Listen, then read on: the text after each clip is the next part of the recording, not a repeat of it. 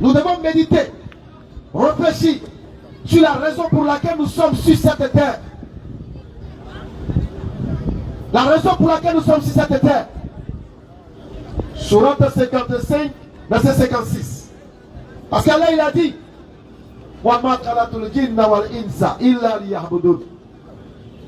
la raison pour laquelle nous avons été créés, l'adoration d'Allah.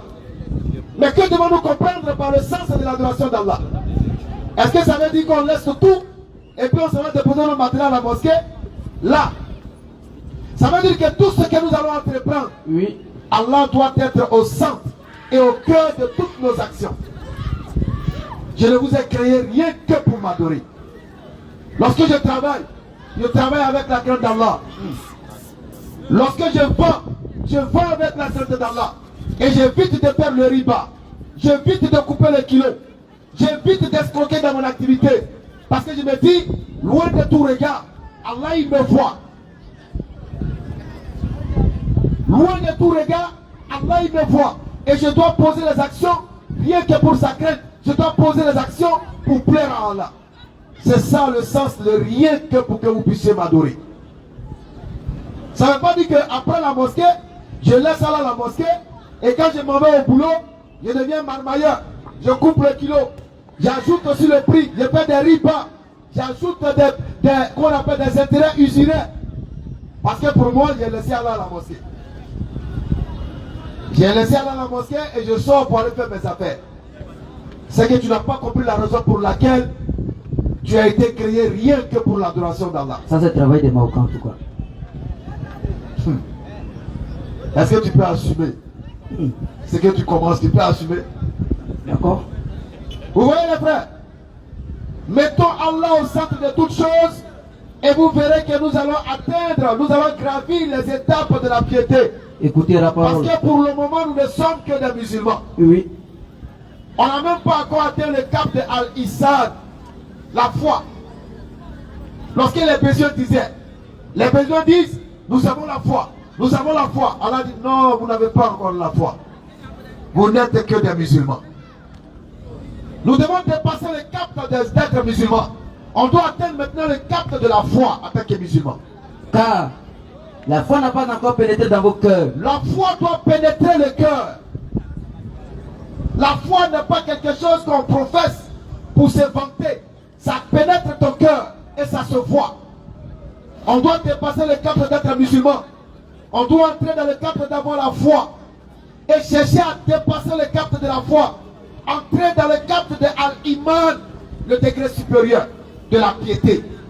Là où on devient en miniature la bouche d'Allah, la main d'Allah, le pied d'Allah, le corps d'Allah.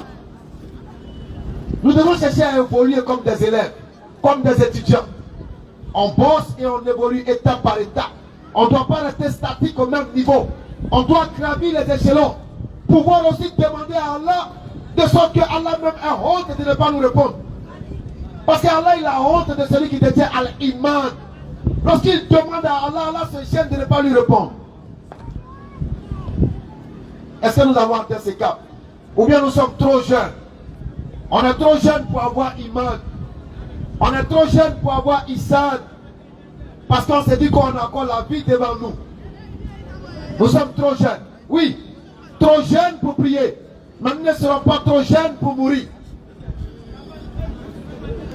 Nous tablons sur la mort parce que le destin le plus sûr, quand je me lève le matin, est-ce que je vais avoir l'argent aujourd'hui? Peut-être. Est-ce que je vais me marier? Peut-être. Est-ce que je vais avoir un contrat aujourd'hui? Peut-être. Est-ce que je vais manger ce soir? Peut-être. Est-ce que je vais mourir? Il n'y a pas peut-être. Alors, qu'est-ce qui est plus sûr dans ce que nous recherchons? C'est ça qui est le plus sûr. Vous voyez que tout est incertitude. Est-ce que je vais avoir des enfants? Incertitude. Est-ce que je vais me marier? Incertitude. Est-ce que je vais gagner du boulot? Incertitude. Est-ce que je vais mourir? Certitude. Sourate 33, le verset 16 dit: jamais la fuite ne vous sera utile si c'est la mort que vous fuyez. Allahu Akbar. La certitude, c'est la mort. C'est pourquoi tout ce que nous faisons, la crainte d'Allah, reliée à ce moment fatidique, à ce moment ultime, où l'ami pour qui tu buvais va te tourner le dos. Surat 32, verset 11. Dit, l'ange de la mort qui est chargé de vous, Allah, vous fera mourir. Ensuite, vous serez ramené vers votre Seigneur. Allahu Akbar. Ce destin-là, ton ami intime qu'on a sur ça, moi, mon frère, ça, mon padé, mon fadé, mon parent, on lui dit frère, ça, va faire une nuit avec son nègre dans la chambre, il est mort, il gagne temps. Il a peur de ton corps. Celui pour qui tu allais faire le mouvement, celui que tu essayais d'imiter, il a peur parce que tu es devenu un corps inanimé. Tu es dans la certitude. Et lorsque le moment de la certitude arrive, après qu'on s'est accroché à l'incertitude, tous ceux pour qui on a agi deviennent nos ennemis. C'est en ce moment, là, dit dans le Coran, lorsque l'ange de la mort se présente dans l'un de vous, celui qui est en train de mourir, ses yeux s'ouvrent, il a la vue perçante, il voit ce que nous ne voyons pas. Et Allah dit dans le Coran, nous sommes plus proches de lui que vous tous ceux qui l'entourent en train de pleurer. Eh Chaka, eh Baba, eh Maman, Allah dit nous sommes plus proches de lui. Il est dans une réalité où tes larmes, tes pleurs, tes cris n'ont plus d'importance. Il est dans la vérité de sa vérité. Là où ses actions doivent témoigner en sa faveur. Il est dans une autre dimension où même quand il t'appelle, tu lui tournes le dos, tu ne l'attends même pas. Il te voit, tu ne le vois pas. Il est couché, il entend, il ne peut pas parler, il ne peut pas bouger, il ne peut plus réagir. Il est inactif alors que toi tu es en train de pleurer, tu cries, lui il est en train de dire champion, arrête tout ça là. Voici la vérité. La mort est une expérience individuelle. La mort rend égoïste. Il n'y a rien qui rend l'homme égoïste que la mort. Parce que tu ne vas jamais dire à ton frère ça, c'est qui tu as vécu. Pour que lui puisse prendre ses précautions. Tu n'as jamais lui dit ça. Alors que c'est ton frère ça. Logiquement, tu dois lui dire, champion, il faut faire doucement, pas ça, c'est bien. Mais tu ne lui dis pas. Pourquoi tu ne lui dis pas? Parce que c'est ton expérience personnelle. Et chacun de nous subira cette expérience au moment voulu par Allah. Quand il a dit, aucune âme ne meurt qu'au moment prédestiné par Allah. Alors le fait de dire, pourquoi si tôt? T'as pris à Calais. Mais pourquoi il est mort si tôt? Capri à Calais. Écoutez l'enseignement. Mais pourquoi les sorciers l'ont tué? Capri à Calais. Le sorcier n'est qu'un prétexte. C'est une cause. Mais la mort dont il subit, c'est ton instant. Nul ne peut échapper au destin de sa mort. Surat 62, verset 8. Dit, la mort que vous fuyez. La mort que vous fuyez va certes vous rencontrer. Je vous raconte l'histoire du mécréant qui avait tellement peur de la mort. Alors un jour, il était assis, je crois qu'il causait, c'est Suleiman avec qui j'ai pas oublié le nom. Et l'ange de la mort est venu, il regarde le monsieur jusqu'à... il ne comprend pas. Alors, l'ange de la mort est étonné. Parce qu'il est venu pour faire son travail. Il doit prendre l'âme de ce monsieur. Mais là où le monsieur est, c'est pas là-bas il doit prendre. Il doit prendre ça ailleurs, à des kilomètres. Mais le moment il est ici. Comment lui va gérer ça? Donc l'ange de la mort même tout de son travail. Comment il va gérer mon ça? Mon là-bas il doit prendre son âme aujourd'hui. Mais lui là, assis ici, c'est là-bas il doit gérer ça. Alors il est là. Le gars l'a regardé, quand le gars est parti, il dit non. Mais c'était qui lui là? Il me regarde méchamment comme ça. Il dit non, c'est l'ange de la mort. Donc le monsieur dit à Suleiman, pardon, il faut m'envoyer loin d'ici. Parce que lui là, je ne veux pas le croiser. Tu veux aller où? Il donne sa destination. Suleiman demande au vent et on le balance là-bas. Dès qu'il arrive, le Tchomba est calé là-dedans. Il dit, ah! J'étais étonné, tiens, tu arrêtes de me trouver là. La mort que vous fuyez, Dit, la mort que vous fuyez va certes vous rattraper. va certes vous rencontrer. Ensuite, vous serez ramené à celui qui connaît parfaitement le monde invisible et le monde visible. Va certes vous rencontrer. Va certes vous rencontrer. C'est pourquoi il y a un peu de campé au logement. posons toutes nos actions en regardant ce jour de tristesse et d'angoisse, de bonheur ou de tristesse ou d'angoisse. C'est un jour difficile où on tourne le dos à ce monde. C'est pourquoi nous devons poser de bonnes actions. La Sunna nous rappelle que de la manière tu meurs, comme ça tu te réveilles. Bon, imagine t'entends qu'il est mort dans le drôme, merci, fesse de coquille. Est-ce qu'il est à quitter au lombré? Ah, c'est un témoignage clair. Ça veut dire que quand tu te réveilles le jour de la résurrection, ah, c'est réglé. Parce que tu es mort sur elle ou bien dans le drôme. C'est pourquoi nous devons faire l'effort d'être dans de bons endroits et demander à Allah de nous accorder une bonne fin. De nous accorder une bonne fin. Aujourd'hui, les musulmans sont dans l'épreuve. Nous sommes dans les derniers temps, les épreuves en grandissant. On est éprouvé parce qu'on est musulman. Et on est éprouvé parce que c'est la parole d'Allah. Croyez-vous que vous allez dire que vous êtes musulman sans que vous soyez éprouvé? Ceux qui ont vécu avant vous, nous les avons éprouvés. Et vous serez éprouvés dans vos biens, dans vos personnes, dans vos enfants, dans tout ce qui vous entoure. Parce que c'est dans l'épreuve qu'on verra qui sont les véritables croyants. C'est pourquoi nous demandons toujours à Allah, ne nous donne rien que nous ne puissions supporter. Allah donne-nous un fardeau qu'on peut supporter. Amen. Allah allège nos fardeaux. Allah guide-nous dans la voie de la piété. Amen. Allah protège-nous de l'égarement. Allah fait de nous des musulmans pieux et sincères. Un musulman doit toujours faire doigt pour lui et pour les siens. Le musulman doit toujours faire son akar pour lui et pour les siens. Le musulman doit être en perpétuelle en communion avec son Seigneur. Les prières nocturnes, les prières de protection. On ne doit pas penser qu'à s'amuser. On ne doit pas penser qu'à dormir. Parce qu'à un moment viendra, tu vas dormir, tu seras au woro. Donc commence à dormir moins. Et attends le moment où tu as dormi bien. Les gens ne croient pas, pourtant c'est une réalité. Les gens ne croient pas. Quand personne n'est parti pour venir, pourtant c'est une réalité. Alors un message à tous ceux qui paraissent, par fainéantise, sortent de l'islam pour devenir soit chrétiens ou ils deviennent kémites. Comment est-ce devenir africain? Comment est-ce devenir panafricain? Comment est-ce devenir animiste? Laisse-moi te dire, frère. Tu dis que tu es africain. Laisse-moi te dire aujourd'hui que tu n'es pas africain. Tu n'as jamais été africain. Tu n'as jamais été africain, tu ne seras jamais africain. Parce que le mot africain a une origine. C'est les Tunisiens de Carthage, on a appelé Afriki. Et c'est les Romains qui ont rendu ça général sur le reste du peuple en disant les Africains. Sinon tu n'es pas africain. Nouveau son. Tu n'es pas africain. Et laissez-moi dire aux Kémites qui se vantent de l'Égypte. Oui, nous c'est l'Égypte antique. Oui, nous c'est l'Égypte antique. Retenez que nos premiers ennemis c'est l'Égypte antique. Nos premiers ennemis. Le peuple conventionnellement appelé noir. Parce que nous ne sommes pas noirs. On nous a appelés noirs par convention. Ils ont appelé blanc par convention. Et l'appellation raciale est tout simplement du racisme.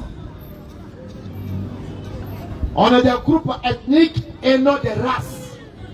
Le mot race est apparu lorsque les gens ont voulu créer la discrimination entre les humains pour pouvoir les classifier, les dominer. C'est là après des races là est venu. Pour ceux qui ne le savent pas. Les Égyptiens sont les premiers ennemis de ceux qu'on appelait les Noirs. Lorsque vous regardez dans l'histoire, on dit que l'Égypte antique est la mère de la civilisation. Elle est la mère de la science. Tout ce qu'on a, on dit que ça vient de l'Égypte. Mais est-ce que vous vous êtes posé une question? Les Égyptiens ont caché ça aux Noirs. Inscrivez-vous pour les questions. Les Égyptiens ont vendu cette connaissance que Dieu leur a donnée aux Blancs. C'est pourquoi aujourd'hui les Blancs dominent les Noirs. On accuse, on dit non, les Blancs nous ont colonisés. Si les Blancs nous ont colonisés, c'est à cause des Égyptiens anciens. Ils ont vendu toute la science aux Européens. Ils ont tout vendu aux Grecs. Que ce soit Pythagore, que ce soit Thalès, que ce soit Platon. Ils sont allés apprendre en Égypte, mais il n'y a pas de Noirs à qui ils ont donné cette science. Ils ont tout vendu aux Grecs. Même les Noirs qui ont fait des inventions, ils sont allés encore apprendre au pied des Blancs, des Européens. Parce que les Égyptiens ont caché la connaissance. Ils ont refusé de partager ça aux autres Noirs. C'est pourquoi ils ont employé le terme initiation. Et Cheikh Anta Diop dit que le mot initiation est quelque chose d'affreux qui a empêché le développement du continent noir. Suivez l'enseignement. Regardez une simple image. Tous ceux qui ne sont pas musulmans qui disent que nous on rentre dans le bois sacré, on fait initiation. Posez-leur la question. L'initiation que tu allais faire dans le bois sacré là, ça a apporté quoi? Un, à ton village d'abord. Ensuite, à la ville. Ensuite, au pays. Qu'est-ce que ça a apporté? Rien, nada, zéro. Zéro. Et ça, on l'a hérité selon Cheikh Anta Diop des Égyptiens. Ils ont caché soi-disant l'initiation pour des groupuscules. Les plans sont venus, ils ont ramassé, ils sont partis avec. Aujourd'hui, si vous voyez que la connaissance est dispensée dans les rues, la connaissance occidentale est dispensée, c'est grâce aux Grecs, c'est grâce aux Romains, c'est grâce aux Européens, qui lorsqu'ils sont allés prendre les enseignements chez les Égyptiens, ils n'ont pas caché. Et quand ils ont pris, arrivés chez eux, ils ont partagé à la population. Ils ont commencé à enseigner le peuple profond. C'est pourquoi les Blancs nous ont dominés. C'est pourquoi les Blancs vont continuer à nous dominer. Jusqu'à déterminer nos couleurs de peau. Parce que nos ancêtres égyptiens leur ont vendu et leur ont donné le pouvoir pour pouvoir nous dominer. C'est ça les gens ne disent pas. Et c'est ça qui est la vérité. Ils savent que c'est ça qui est la vérité. Et ils savent que le seul moyen de combattre, ceux qui peuvent les affaiblir, ils savent que c'est les musulmans. Sur le plan physique comme spirituel. Ils savent. C'est pourquoi quand ils sont là, ils disent oui, les musulmans ont fait la traite négrière. L'islam, aucun. C'est-à-dire, il n'y a jamais eu de traite négrière arabo-musulmane. Ça n'a jamais existé. Mais les Arabes ont fait la traite, mais ce n'est pas l'islam qui a fait une traite. Jamais au nom de l'islam. Ils savent. Mais ils veulent gâter le nom de l'islam. Lorsque vous regardez dans l'histoire, la puissance de l'islam, il y a un grand révolutionnaire qu'on appelle Marcus Garvey. Marcus Garvey, à l'époque de la ségrégation raciale, c'est-à-dire au moment où en Amérique les Noirs souffraient, Marcus Garvey a mis sur pied un mouvement qu'on appelait Lumière. Tenez-vous bien, dans ce mouvement, 90% des membres de ce mouvement étaient convertis à l'islam. Et ils se sont convertis à l'islam parce qu'ils ont trouvé dans l'islam un élément catalyseur, rassembleur. Ils ont trouvé dans l'islam les éléments qui démontrent que c'est l'humanisme, c'est vraiment le panafricanisme, c'est-à-dire une vue globale, pas le panafricanisme, je dirais plutôt le panahumanisme. Le panahumanisme, pas le parce que le panafricanisme est un peu limité et ça frise un peu le racisme. On a reproché aux Blancs d'avoir pratiqué l'érocentrisme, ça veut dire mettre les Européens au centre de tout. S'il n'y a pas Européen, c'est pas bon. On a dit non, c'est du racisme. Mais aujourd'hui, les gens parlent de africanisme, ou bien panafricanisme, ou bien kémitisme, ou bien kémitocentrisme, ça veut dire mettre le noir au centre de tout. Est-ce que ce n'est pas l'histoire qu'on est en train de répéter à l'envers? C'est l'histoire qu'on est en train de répéter à l'envers. C'est pourquoi il y a un grand historien du nom de Clarence Walker. Il dit l'africanisme est tout simplement l'europocentrisme repeint en noir. Ça veut dire la même chose que vous avez reproché aux Blancs, c'est la même chose que vous faites, mais cette fois-ci en noir. Ceux qui se font appeler Kamiques, il y a une nouvelle génération sur TikTok, retournons aux sources de nos ancêtres, retournons aux sources de nos ancêtres, pourtant là il a dit dans le Coran. On dit mais venez adorer Allah, il dit non, nous suivons la voie de nos ancêtres. Alors dit, mais et si vos ancêtres avaient menti? Et s'ils n'avaient pas dit la vérité? Question. On nous appelle à aller retourner à ces cultes, aller tailler des bois pour adorer des idoles. Voilà ce qu'on nous demande. C'est dans cette même logique qu'ils ont menti sur l'histoire de Samori Touré. Parce que Samori Touré était un converti à l'islam. Mais comme ils savent que c'est un musulman, il faut le dénigrer. On dit ouais, c'est un barbare. C'est quelqu'un qui a imposé l'islam par l'épée. C'est faux. Samori Touré n'a jamais imposé l'islam. Il a commencé sa conquête. Samori Touré est rentré dans l'armée lorsque sa maman, Massorona Kamara, a été attrapée par Séré Brahima, un Cissé. Lorsqu'ils ont capturé la mère de Samori Touré, c'est là que Samori Touré va décider de rentrer dans l'armée des Cissé.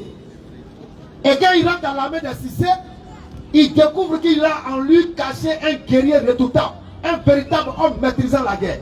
Un vrai conquérant. Voilà comment il prend amour pour l'armée. Et Samori étant dans l'armée des Cissé, va commencer à se former et à créer son propre groupe armé pour pouvoir libérer sa maman de la main des Cissé. Il n'a jamais commencé en disant je vais imposer l'islam. Jamais. Et c'est vers la fin, quand il a créé un grand empire et qu'il s'est posé une question, il dit mais attends, moi j'ai créé un grand empire. Je suis le seul sur qui tout repose. Si je meurs aujourd'hui, qu'est-ce que l'empire là va devenir? Question. Alors Samori va commencer à réfléchir. Il va regarder le peuple qu'on a appelé Djoula, qu'on retrouve aujourd'hui vers Bouna, Korogo et autres. Alors il va regarder les Djoula qui à l'époque maîtrisaient le circuit du commerce. Comme ils avaient cette priorité sur le commerce et qu'ils étaient musulmans, alors Samori va dire je vais prendre la religion musulmane comme religion de l'empire pour que tout le peuple se regroupe autour de l'islam.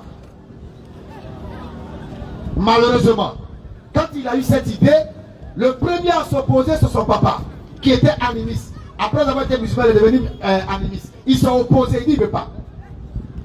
Et les animistes que Samori avait conquéris, qu'il avait protégés, il a protégé des animistes qu'il a combattus. Les animistes qu'il avait protégés, quand il a parlé de faire de l'islam la religion de l'empire, les animistes l'ont soutenu et les musulmans de l'intérieur ont commencé à le combattre. Voilà la triste réalité aussi de notre communauté. Écoutez l'histoire. Le musulman toujours combattu par le musulman. Même Samori aussi a suivi ça. Alors il va forcer, il va essayer de forcer. Il va dire à l'empire que tout le monde doit se convertir à l'islam dans un bref délai. Parce que c'était un politicien. Vous voyez qu'au début, ce n'était pas l'islam. Mais après, quand l'empire a grandi, il a commencé à penser et il a dit il va prendre l'islam. Et il a dit tout le monde doit devenir musulman dans un bref délai. Il y a eu une grande révolution.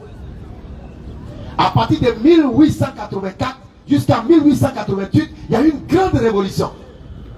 Et cette grande révolution a failli emporter Samori lui-même. Ça a failli détruire son pouvoir. Alors qu'est-ce que Samori a fait? Il a annulé son projet d'islamiser l'empire. Il a laissé tomber. Veuillez poser vos questions. Et vous dites qu'il est venu pour imposer l'islam. Depuis quand? Comme ils savent que Samori était un redoutable conquérant, il se battait pour la liberté de sa société. Il a commencé à faire ses conquêtes, même pas pour combattre les colons. Il n'a pas commencé à combattre les colons directement. Mais de façon indirecte, eux ils sont rentrés dans la danse. Il combattait une guerre qui existait dans sa société. Il combattait les problèmes qu'il y avait dans sa société. C'est après que les colons ont eu affaire à lui. C'était un grand politicien. Un vrai mélangeur. Il a mélangé les Cissé et les Bérétés qui n'étaient pas là-bas. C'était un vrai politicien. Il était tellement stratège qu'arrivé à un moment, il a rassemblé les artisans de l'Empire pour fabriquer lui-même ses propres armes. Un vrai chef militaire. Rien à voir avec ce qu'on dit. Oui, il a voulu imposer l'islam, il a voulu imposer l'islam, bien il a imposé l'islam. C'est faux. Ils ont menti sur toute la ligne sur ce grand homme, Samori, l'ancêtre des Touré, le neveu des Camara. Et beaucoup disent que oui, Djoula n'est pas ethnique. Allez-y relire l'histoire. Hein. Allez-y relire l'histoire. Vous allez comprendre que Djoula est une ethnie. Coup présentiel, cadeau. Merci, maître. Vous allez comprendre ça dans l'histoire. Soyons fiers d'être musulmans. Soyons fiers d'être musulmans. Le Coran force l'intelligence. Le Coran force l'intelligence. C'est pourquoi nous n'avons pas des gens qui suivent comme ça pour suivre. Allah dit dans le Coran, vous êtes la meilleure des communautés. Qu'on a fait surgir pour les gens. Pas contre les gens, mais pour les gens. Celui qui est pour les gens, il est pour le bien des gens. Mais celui qui est contre les gens, il est pour le mal des gens. Et Allah il dit, nous vous avons suscité pour les gens. C'est pourquoi on doit ordonner le convenable. Et on doit interdire le blâmable. Quand tu vois quelque chose de mauvais, tu l'interdis. Tu recommandes ce qui est bien. C'est ça le musulman. Rien à voir avec ce que les gens pensent de nous. Rien à voir avec ce que les gens pensent de ces nouveaux. Parce qu'il y a ces nouveaux et puis il y a un musulman. Un musulman il se lave, ces nouveaux se lave pas. C'est pas la même chose.